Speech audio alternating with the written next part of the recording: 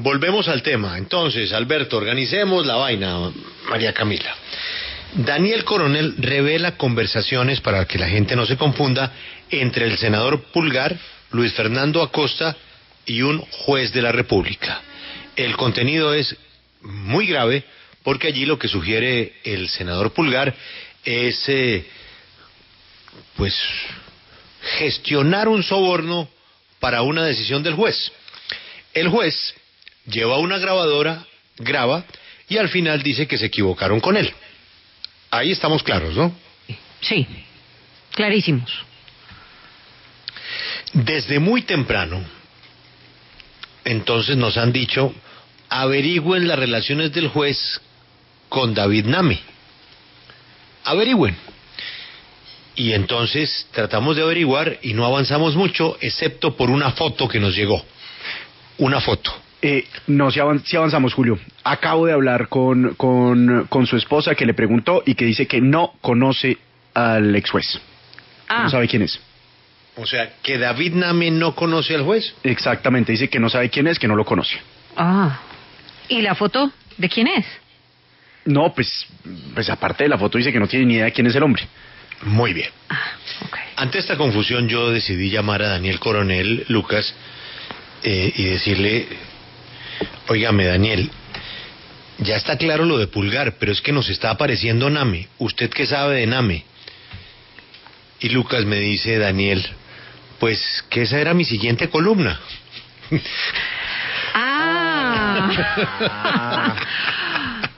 O sea, nos le estamos adelantando, una abrebocas. No, se tiraron la columna. Esto no aguanta de aquí al otro domingo.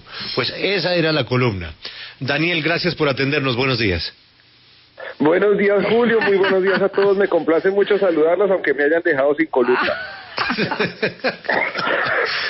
Daniel, en términos muy fáciles para los oyentes, lo que usted logró establecer es que el juez también hablaba con Name.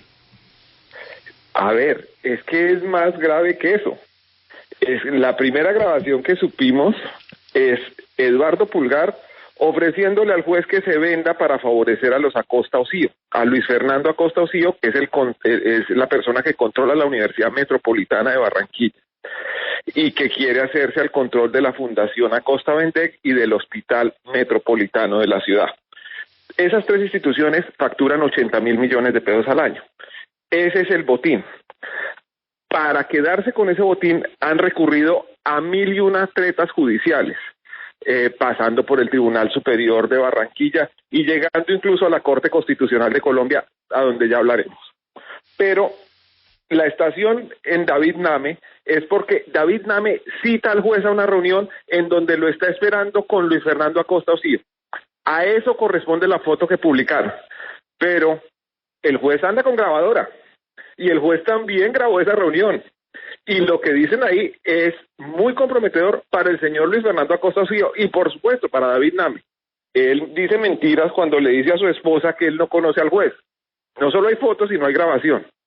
Los términos de esa grabación, que ya se la mandé, Julio, usted la puede poner, pero empieza con Luis Fernando Acosta Osío diciendo, la verdad es que estoy encantado de conocerte, le dice al juez.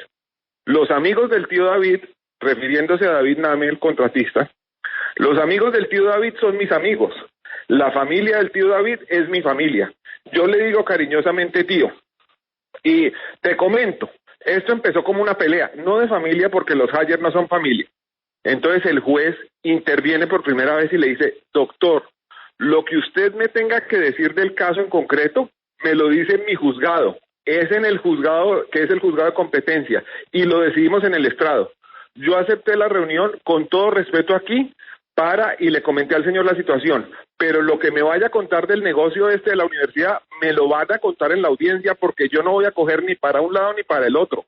Se lo digo una cosa, no me gustó primero la tutela, no me gustó que hubieran mandado allá al alcalde de Usiacurí, y no me gustó que me hubieran citado donde el senador Pulgar, porque yo no soy de ninguna casa política, de ninguna. Y le contesta a Luis Fernando Acosta, te pido disculpas, no fue mi intención. Yo estaba tratando de todas maneras de ver de qué forma. Y el juez le dice, sí, su merced habló con Ronald, y Ronald le dijo que yo era un pelado recto. Y entonces dice, ¿quién es Ronald? Y el juez dice, pues el alcalde de Usacurí. No lo conozco, lo conocí por la CRA, sí, por la CRA.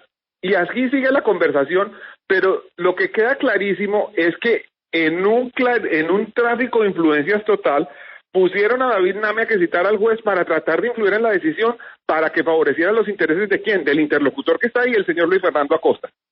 Entonces, ahora están hábilmente tratando de torcer la cosa. El juez no trabaja para la contraparte. Yo he averiguado mucho esto, yo soy riguroso, trato de serlo cuando me meto en un tema y sé todas las derivaciones que tiene esto, incluyendo la corrupción al más alto nivel judicial de Colombia relacionada con este caso. Bueno, Daniel, ya tenemos la grabación. ¿Usted está seguro que no le molesta que la pasemos? Porque de verdad nos vamos a tirar la columna. Pues ya que, Julito, esa columna ya se mallogró el lunes lo que iba a hacer para dentro de 6 días, pero está bien pues para tener una comprensión global del tema. A usted también le ha pasado que esa pretensión de nosotros los periodistas de que guardamos para después casi siempre se frustra porque las noticias van más rápido que los planes de publicación de uno. Esa es una máxima suya, ¿no, Alberto? Que eso sí, guardar una noticia es un lío. Sí. Es un lío. Creo que la tiene con verso y todo, Alberto. Creo que la tiene con verso y todo. Alguna vez se lo vi de RCN diciendo, el que guarda manjares, guarda pesares. Algo así. Permítame saludar a don David Name, que nos atiende a esta hora. Don David, buenos días. Aló. Don David, buenos días. Buenos días. Don David, nos decía su esposa que usted no conocía a ningún juez. Tenemos la grabación. Cuando a mí me hablan de un apellido, aquí uno en Barranquilla conoce mucha gente. En ese instante, de pronto ella no tenía por qué acordarse de alguien que ya no conoce. Lo entiendo. Entonces, yo lo conocí a él, es un muchacho muy correcto. Correcto. Juez de Usacurí, y lo conocí circunstancialmente. Hicimos una amistad muy esporádica, nunca tuve nada que ver con ninguna cosa que él tiene allá, porque yo no soy abogado y menos abogado de oficio. No tengo nada que ver con eso. Lo único que sí sé es que es un hombre correcto. No, él por lo menos es correcto, me demostró en el tiempo que estuvimos hablando. Pero don David, ¿usted no se acuerda de los términos en que hablaron con Luis Fernando Acosta? No. Todo el mundo en Barranquilla conoce el caso de la Universidad Metropolitana. Pero yo específicamente de ese tema no hablé con él. Permítame, le refresco la memoria. Escuche esta grabación, don David. La verdad estoy conociendo y encantado de conocer. Los amigos del tío David son mis amigos. La familia del tío David es mi familia. Yo le digo cariñosamente tío. Sí, te comento. Esto comenzó con una pelea no de familia, porque los Hayes no son familia. Lo que me tenga que decir el caso en concreto, si el juzgado de mandar a la competencia, lo decimos en callar. Yo voy a hacer espera que el control de respeto aquí es para poder y yo le comenté la situación de la sociedad. Pero lo que me vaya a contar del negocio de la universidad, me lo van a contar en la vida. Porque yo no voy a conseguir para un lado ni para el otro. Sí le digo una cosa, no me gustó primero la tutela, no me gustó que hubiera mandado al alcalde de Usacurí, y no me gustó que me hubieran citado a un senador público, porque yo no soy de ninguna casa política, de ninguna. Te pido disculpas, no fue mi intención. Yo estaba tratando de todas maneras de ver de qué forma. Y si su merced habló con Ronald le dijo que yo era un pelado. ¿Quién es Ronald? El alcalde de Usacurí. No lo conozco. Lo conocí por la gran. Por la gran, por eso. Pero ahí solamente me saludé con él, no hablamos del tema por prudencia. Yo en eso soy muy prudente, yo no ando hablando del tema por ningún lado. ¿Ya? Entonces, y menos de este tema que es tan harto, porque Supongo que debe ser hartísimo, porque llegar a un senador que necesitaran un pobre juez del municipio y acepté la reunión con el doctor Pulgar porque me dio el doctor Rojas. Yo no puedo tampoco echarme enemigo al alcalde del pueblo, lo estoy haciendo. No fue mi intención, vuelvo y te digo, no es nada personal. Chema, cuando tú me dijiste a mí que tenías la reunión con más gente, Alto Cancún. te dije, no soy amigo de que vaya, recuerda que te dije, no soy amigo. Oye, ya todo lo que dijo, yo quería parte de suya. Yo sí lo llamé. Ofreció el cielo y la Pero tierra. yo no le dije que ofreciera nada, o sea, Cielo y la yo le tierra. pedí fue ayuda como senador, porque me había dicho que el alcalde era de mí. Él en su momento nos brindó un apoyo, y fue un apoyo muy elegante, muy decente con la ministra. Para que se den cuenta, doctor, que cómo pudieron llegar ustedes a mí, pues la única persona que me conocía, el alcalde. Porque en el medio nadie sabe quién es Andrés Rodríguez. Sí. Ni cómo Es más, vaya, ni te nada. quiero decir, ni por internet te pudo ubicar. Gracias por estar aquí, nuevamente. Gracias por el espacio. Y para mí es muy importante aclararte que no fue una medida para defender, obtener unos días y poder con esos días. Pues yo le digo que el día de la audiencia que deben refutar todas las cosas que quieran hacer, pero hay.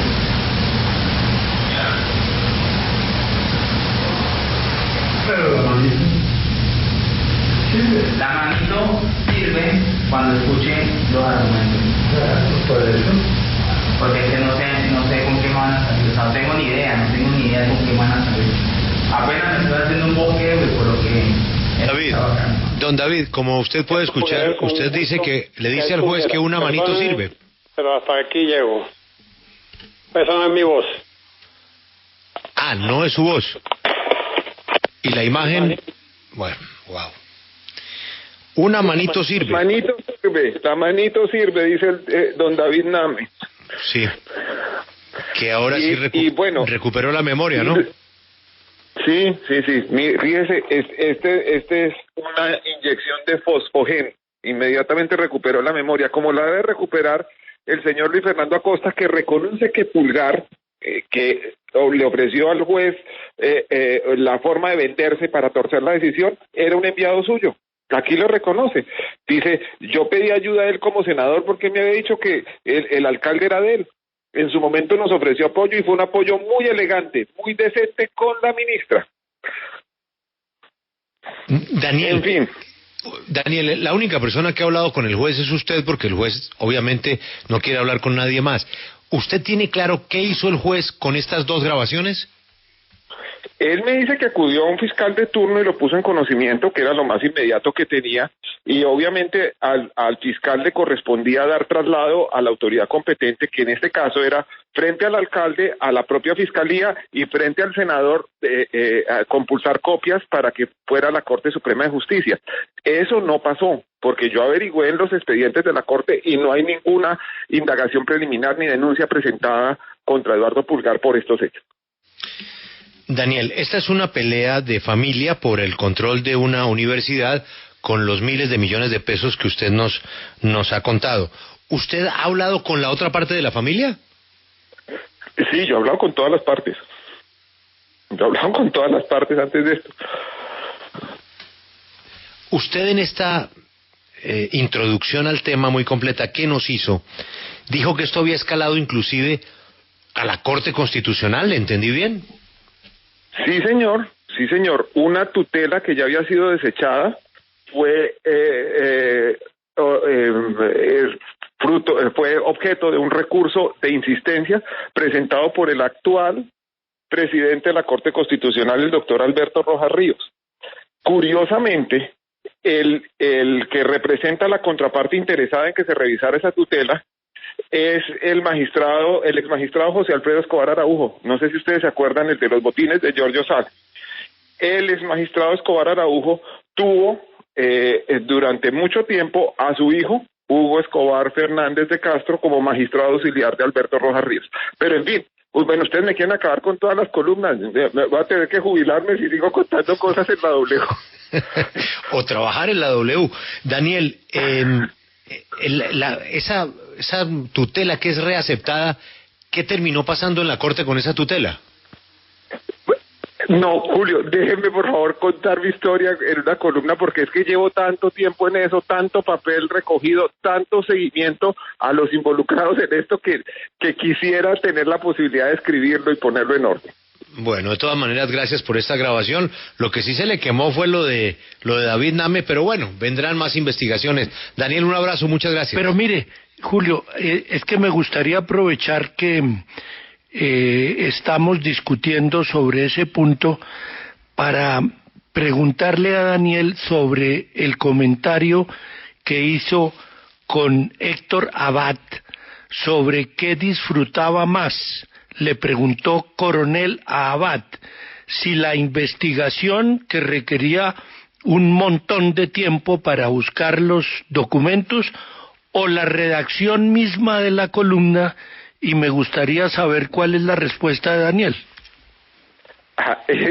Alberto, yo disfruto mucho más la investigación. La redacción casi siempre es un tormento, porque uno tiene que escoger de todos los elementos que sabe cuáles cuentan. Por ejemplo, en esta columna Pulgarcito había por lo menos 3 líneas narrativas distintas.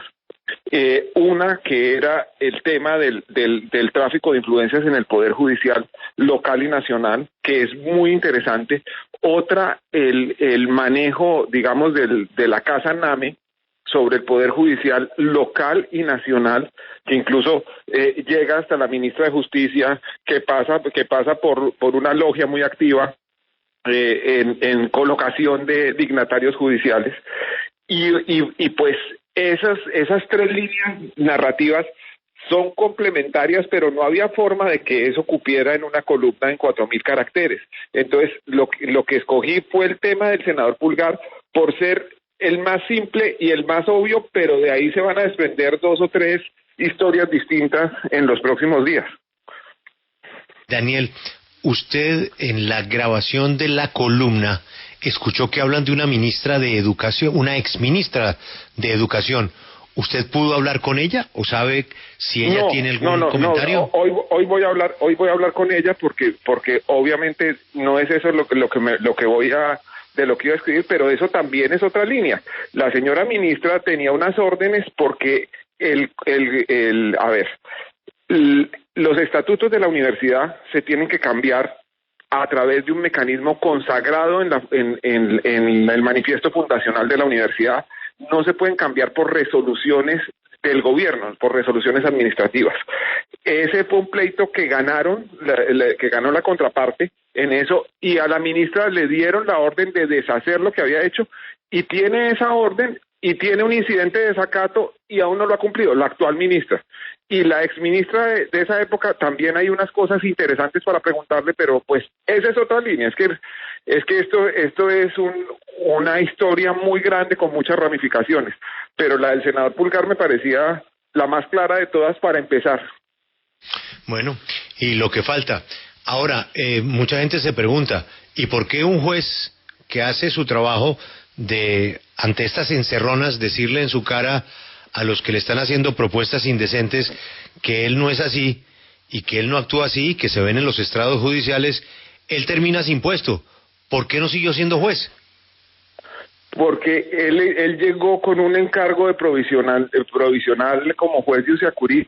Ese encargo provisional le duró 4 años, un poco más, y después se acabó el encargo. Él está, hasta donde entiendo, litigando y llevando algunos procesos que tienen que ver con entidades del orden nacional.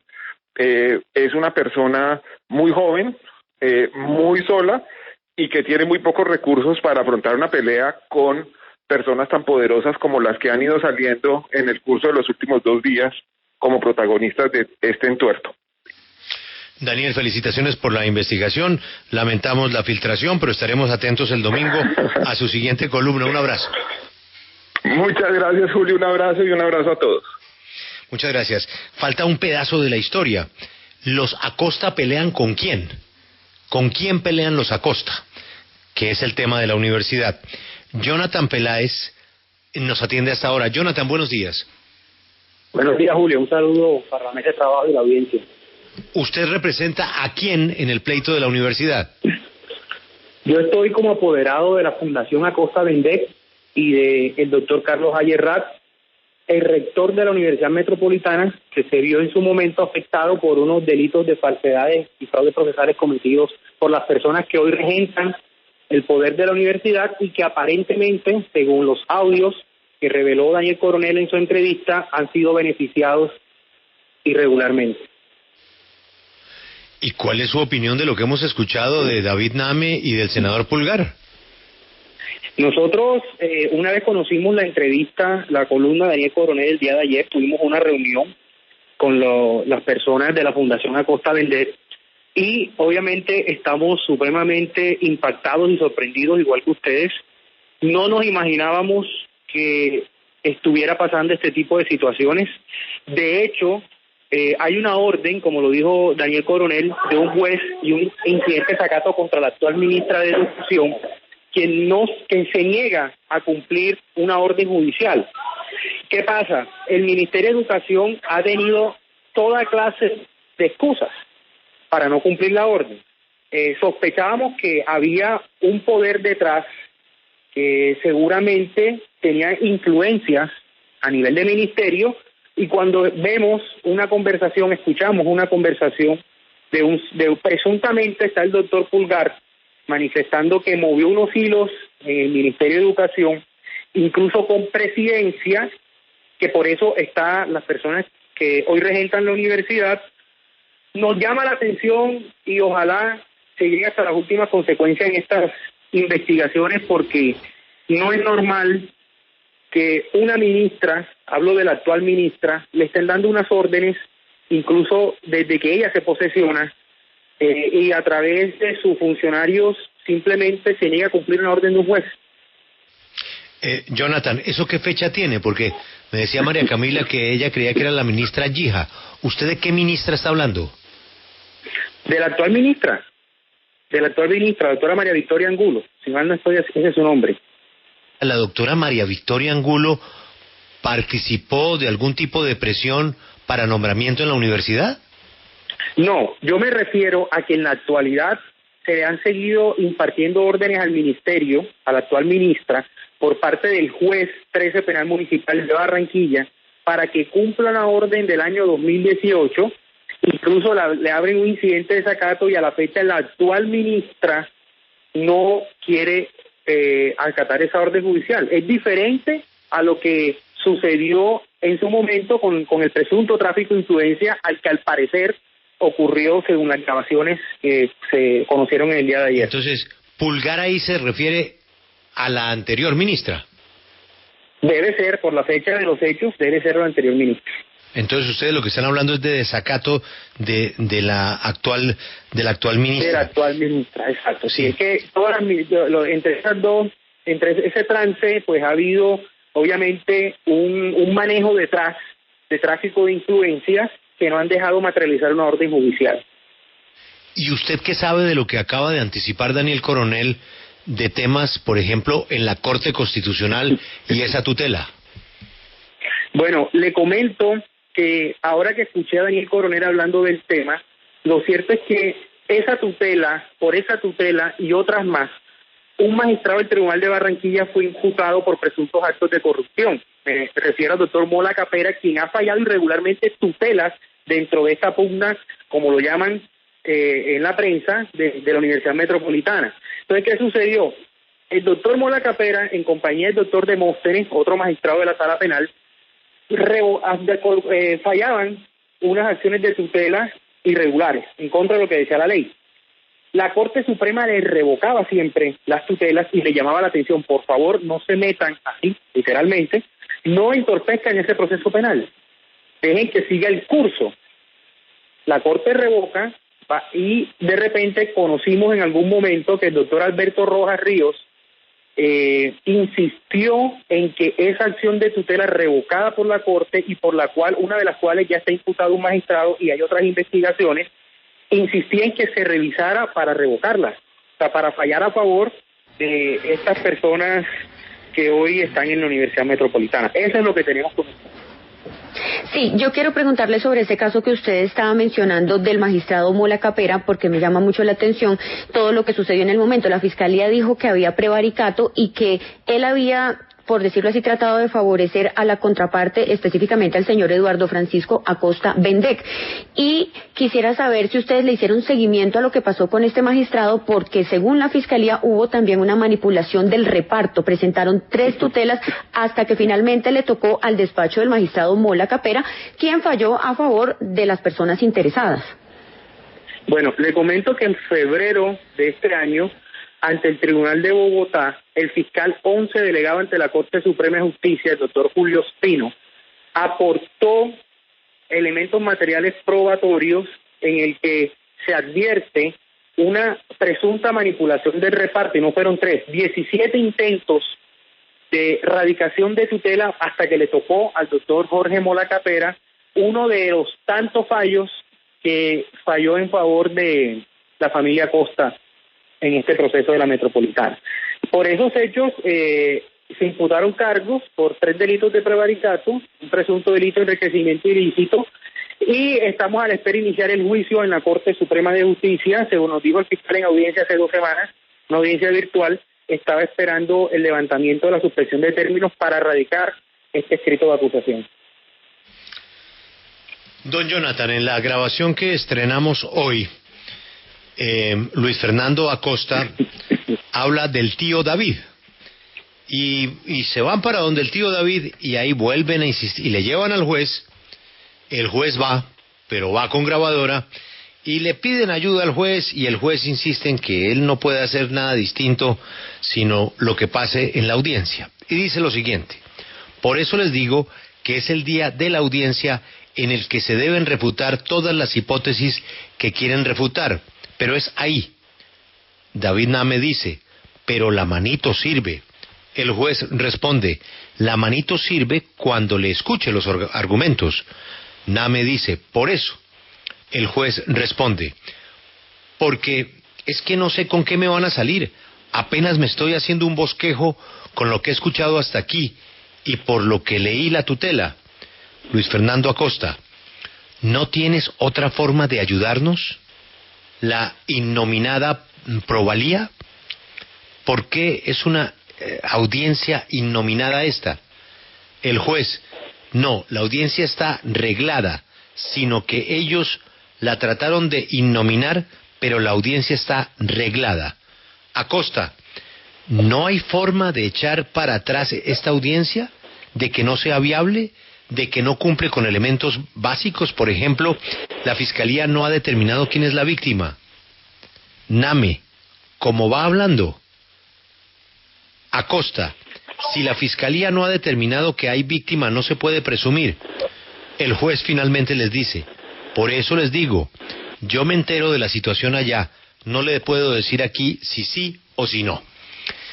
Le pregunto, don Jonathan Peláez, representante de la contraparte de la familia Acosta. Acosta lleva al juez donde Name, ¿por qué? Entiendo que lo lleve y lo reúna con Pulgar por el poder político en la Universidad de Pulgar y por la influencia que tiene Pulgar en la universidad y el interés de Pulgar en la universidad. Pero en el caso de Name, ¿por qué Name? Julio, no tengo conocimiento de esos hechos, pues me acabo de enterar de esa grabación por lo que se acaba de presentar en la W por Daniel Coronel, que le entregó a usted los audios, pero no tengo conocimiento de esos hechos. Lo que sí le puedo decir frente a ese tema es que eso fue aproximadamente hace 3 años, cuando yo ingreso como apoderado de la Fundación Acosta Vendec, en representación de la doctora Ivonne Acosta. El proceso ya iba saliendo de Uciacurí, no alcanzó el juez a hacer la audiencia por múltiples circunstancias que se presentaron, y la audiencia la sacan de Uciacurí precisamente por una acción de tutela que falla el tribunal, el doctor Mola Capera, imputado por inmiscuirse de manera irregular en este proceso, con ponencia del doctor Demóstenes Camargo, quien según la Fiscalía es coautor con el doctor Mola y quien también va a ser imputado.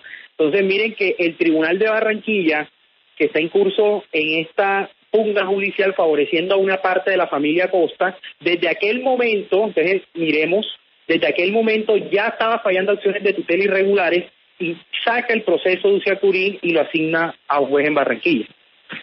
Abogado, es que esto es increíble, o sea, lo que comenzó con la columna de Daniel Coronel, que era un intento de soborno a un juez que ya era suficientemente escandaloso, está escalando a una dimensión increíble. O sea, ya tenemos el trámite irregular de una tutela, está comprometida ese trámite también llegando a la Corte Constitucional. Hay dos gobiernos que de alguna manera y sus ministras de Educación aparecen en el mapa. La actual ministra sin tomar las decisiones que se le han pedido. En fin, es enorme esto, realmente es de una dimensión que uno no imaginaba hace apenas unas horas. Yo le quiero preguntar, ¿qué es lo que hay de fondo en esto? Cuéntenos, ¿qué es lo que hay de fondo para que se mueva semejante estructura? Usted escuchó, o más bien leyó de la columna de Daniel, el presupuesto que se maneja en la Universidad Metropolitana y en la Fundación Hospital Universitario Metropolitano, aproximadamente 80.000 millones de pesos. Desafortunadamente, en este país, en algunas ocasiones, se juega o se aprovechan de los dineros de la salud y la educación, que son las dos instituciones que están en juego. Aquí en Barranquilla, una audiencia de imputación de cargos que ustedes saben que se hace en unas horas, demoró casi 3 años, 2 años y medio, y lo mismo que una audiencia de restablecimiento del derecho, porque por todas las influencias que habían detrás, para no dejar avanzar los procesos, hubo hasta cambios de fiscales, cambios de directores de fiscales, para entorpecer la actuación. Terminó con una imputación de un magistrado cuando la Fiscalía descubre un entramado presunto de corrupción. Entonces, esos son factores que obviamente van a incidir, y ahora que salen unos audios, puede uno de pronto, en principio, sacar una hipótesis de todo el poder que hay, incluso de congresistas e interesados en esta pugna por la Universidad Metropolitana. Sí. Y la Fundación Hospital Metropolitano, que incluso va mucho más allá del tema económico. Por lo menos en mi caso, luego de cuando yo estaba en las audiencias como apoderado víctima en contra de este magistrado, recibí unas amenazas de muerte, incluso de parte de la contraparte, mandando fotos de mi familia a personas allegadas a mí, para demostrar que me tenían plenamente identificado por simplemente ser abogado de una fundación y representar a una de las partes. Señor Peláez, anticipémonos a lo que seguramente va a venir, y es que las personas afectadas dirán que todo esto es una estrategia suya o de sus poderdantes para inclinar a su favor la balanza en la lucha por esa universidad. Por eso quiero preguntarle, ¿usted o alguna de las personas que usted representa han tenido algún tipo de relación con el ex juez Andrés Rodríguez Cáez? ¿Han trabajado con él? ¿Han tenido algún tipo de relación personal con esa persona, distinta obviamente a su ejercicio como juez de Uciacurí? No, señor. Ningún tipo de relación. Sí, abogado, yo quisiera preguntarle por algo que me llamó la atención hablando con personas cercanas pues a las personas que usted representa, con fuentes de la familia, que dicen que no les parece extraño escuchar el nombre del senador Pulgar, pero que además habría otros políticos involucrados que también han escuchado que están ahí. Obviamente no tenían las pruebas como se han dado a conocer en este momento, y uno de esos nombres es Álvaro Ashton. ¿Usted sabe algo de eso? Lo mismo que usted refiere. Cuando yo ingreso al proceso ya habían iniciado la representación en Uciacurí, y en los pasillos se decía, el senador Pulgar está detrás, obviamente nadie tenía pruebas de nada, y decían también Álvaro Ashton tiene influencias en el ministerio, pero no pasa de las especulaciones y de los rumores. Abogado, ¿cómo se explica que el actual Ministerio de Educación prefiera el desacato a tomar lo que le están diciendo? Habrá que preguntarle a la ministra. Señor Peláez, gracias por atendernos. Ha sido usted muy amable. Hasta luego, muchas gracias. Bueno, María Camila.